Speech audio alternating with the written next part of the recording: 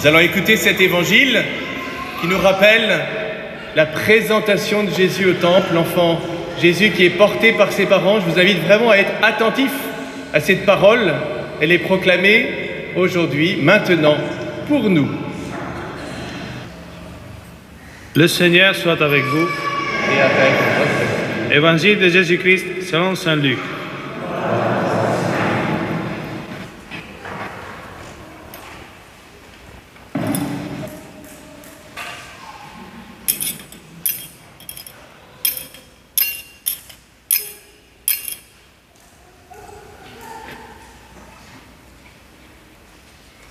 Quand fut accompli le temps prescrit par la loi de Moïse pour la purification, les parents de Jésus l'amenèrent à Jérusalem pour le présenter au Seigneur, selon ce qui est écrit dans la loi.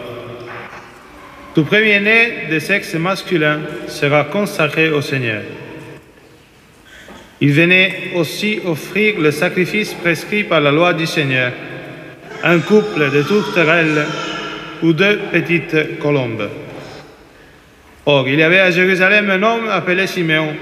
C'était un homme juste et religieux qui attendait la consolation d'Israël, et l'Esprit Saint était sur lui.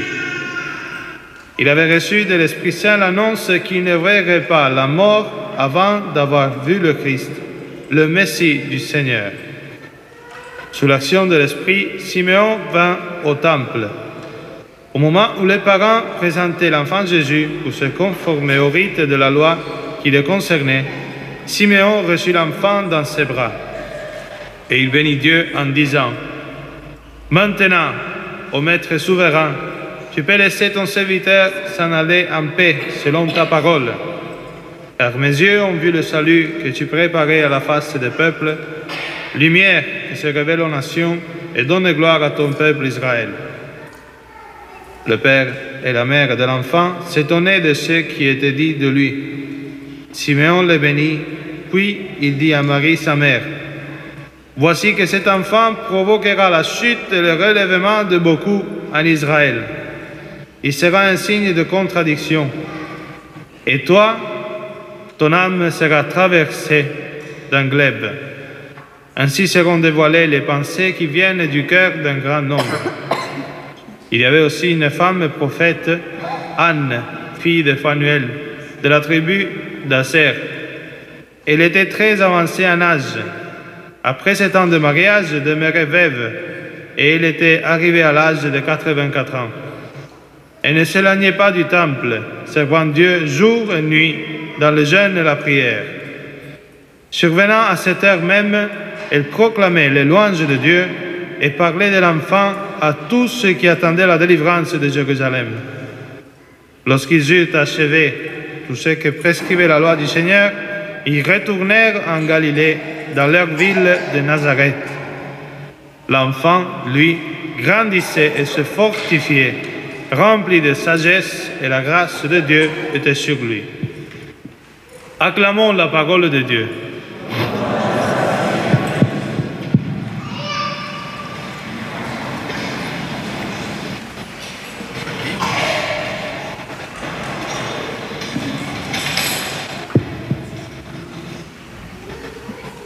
Comme vous avez entendu tout à l'heure, on nous a dit, voilà, 40 jours, on a célébré une grande fête.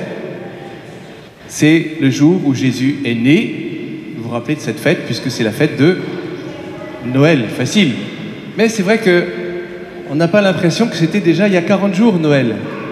Alors, selon une habitude ancienne, en général, on laisse les crèches jusqu'au 2 février, jusqu'à aujourd'hui. Peut-être chez vous, elles sont déjà parties. Nous, on a essayé de la laisser jusqu'à maintenant. Mais on se souvient aujourd'hui que Jésus est né et qu'il est la lumière du monde. Et cette procession que nous avons faite, c'est pas simplement pour se balader, pour prendre un peu l'air dehors. C'est pour nous rappeler que Jésus est notre lumière. C'est le vieillard Siméon qui, quand il voit cette famille, ce couple, Joseph, Marie, qui viennent au temple portant ce petit enfant, rempli de l'Esprit Saint, il prophétise et il dit, cet enfant, c'est la lumière des nations.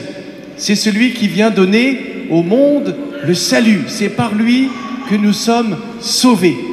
Et ça, c'est une grande joie, bien sûr, pour les parents qui s'étonnent de ce qu'on dit de leur enfant, mais c'est une grande joie pour le monde entier, pour nous, parce que désormais, ce ne sont plus les ténèbres, ce n'est plus le pouvoir de la mort, du diable, qui domine dans le monde, mais c'est le Christ qui ouvre une porte vers la lumière. Désormais, nous savons que nous sommes en sécurité, nous avons un sauveur, il nous arrache aux ténèbres de la mort. Donc, grande joie. Alors vous garderez ce cierge. Évidemment, c'est un peu difficile.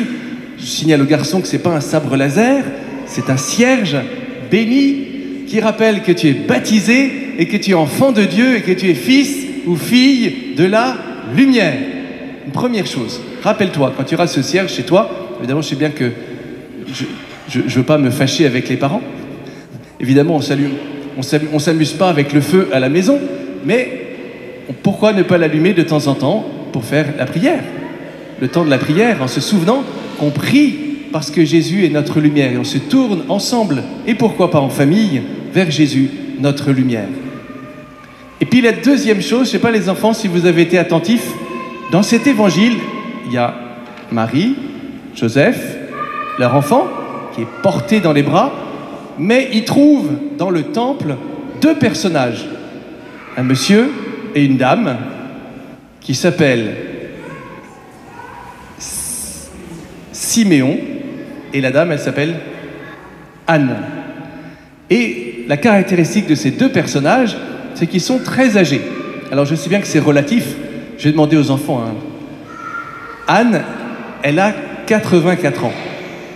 C'est vieux ou c'est pas vieux? Oula, attention à ce que vous allez dire. C'est vieux ou c'est pas vieux? Ah, bon, c'est un peu vieux. C'est vieux, et c'est beau que dans l'Évangile, il y ait des personnes qui sont âgées, qui sont vieilles. Parce que dans notre vie, dans nos familles, dans nos assemblées, eh ben, il y a des tout petits, comme Jésus, et puis il y a aussi des très âgés, des très vieux. Et c'est ça, une famille. Et la famille des enfants de Dieu, elle a tous les âges. Et à travers Anne et Siméon, il y a des choses que Dieu nous dit. Ça veut dire que Dieu nous parle à travers les personnes âgées. Il faut en prendre soin, les personnes âgées. C'est très important, parce que Dieu parle à travers elles. Siméon, il est rempli de l'Esprit Saint, il dit « Waouh, cet enfant, c'est Jésus, c'est la lumière du monde, c'est le Sauveur ». Et Anne, cette dame qui a 84 ans, eh bien, elle rentre dans le temple et elle est émerveillée parce que cet enfant, c'est Jésus, c'est la lumière du monde. Alors, voyez, souvenez-vous que vos parents, grands-parents, arrière-grands-parents, ils sont un trésor parce que Dieu vous parle à travers eux. Et puis, les personnes âgées, il ne s'agit pas de dire « c'est bon, à partir de 84 ans, je suis saint, l'Esprit Saint parle à travers moi ». Non, c'est pas automatique. Tu peux aussi dire des bêtises à 84 ans. Attention, ne te prends pas pour Anne et Siméon. En revanche, il n'y a pas d'âge pour recevoir l'Esprit Saint. Ben oui. Est-ce qu'on peut être baptisé à 84 ans? Oui. Est-ce qu'on peut faire sa communion à 84 ans? Est-ce qu'on peut être confirmé à 84 ans? Il n'y a pas d'âge. On peut rencontrer Jésus, on peut accueillir Jésus dans sa vie à tous les âges. C'est bien les messes où il y a des enfants, du caté ou de l'école, mais on doit aussi se souvenir que Jésus, c'est pas que pour les enfants, comme les fraises de certaines marques. C'est pas que pour les enfants, c'est pour tous les âges. Dieu parle à tous les âges de la vie. Ne réduisons pas le caté à une affaire de bébé. Parce que si on garde sa foi de tout petit, il y en a quelquefois ils disent « Oh, c'est beau, la foi des petits et compagnie ». Bien sûr, c'est beau. Sauf que si tu n'as pas nourri ta foi, et que si à 80 ans, tu as toujours la foi de ton baptême, je suis inquiet pour toi, parce que normalement, ta foi, elle aurait dû grandir, elle aurait dû mûrir, tu aurais dû l'alimenter, tu aurais dû vraiment la faire grandir. C'est comme si, adulte, vous gardiez votre tricycle. Tu ne peux pas, adulte, garder ton tricycle, parce que c'est ridicule. Alors si ta foi a la taille d'un tricycle, inquiète-toi, nourris ta foi, demande l'Esprit Saint pour grandir dans ta foi. Enfin, Et c'est la troisième chose qu'on va retenir. La première chose, c'est que Jésus est la lumière du monde et que nous sommes des fils de la lumière et que nous avons une espérance. La deuxième, c'est que Dieu nous parle à travers ces personnes âgées et qu'elles aussi, elles peuvent se convertir, même si elles sont très âgées. Elles sont aussi le rappel que Dieu est fidèle, que Dieu tient sa parole, que Dieu agit dans notre vie. Et la troisième chose à retenir, c'est une chose peut-être un peu plus mystérieuse. C'est une grande fête, elle est belle, on est heureux. Et puis le vieillard Siméon, il dit à Marie une chose un peu étonnante. Il dit, toi, la maman, ton cœur sera transpercé d'un glaive, parce que cet enfant, Jésus, il sera un signe de contradiction. Alors les mamans, elles disent, oh, c'est normal, un cœur de maman, ça souffre toujours un peu, il paraît. Mais c'est pas que ça. Bien sûr que Marie est une maman et qu'elle a aussi vécu tout ce que vivent les mamans.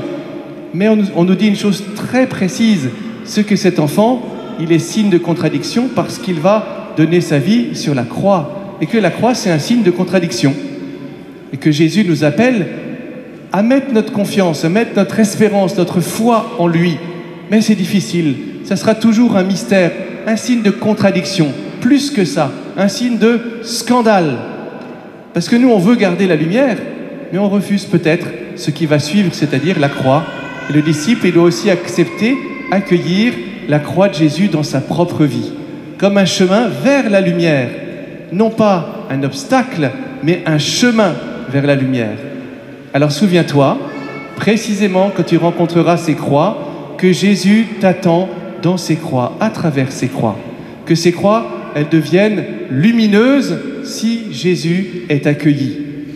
Elles resteront douloureuses si tu refuses Jésus dans ces croix. Alors, bonne fête de la Chandeleur, bonne fête de la présentation au temple, et rendons grâce à Dieu, car il est fidèle. Amen.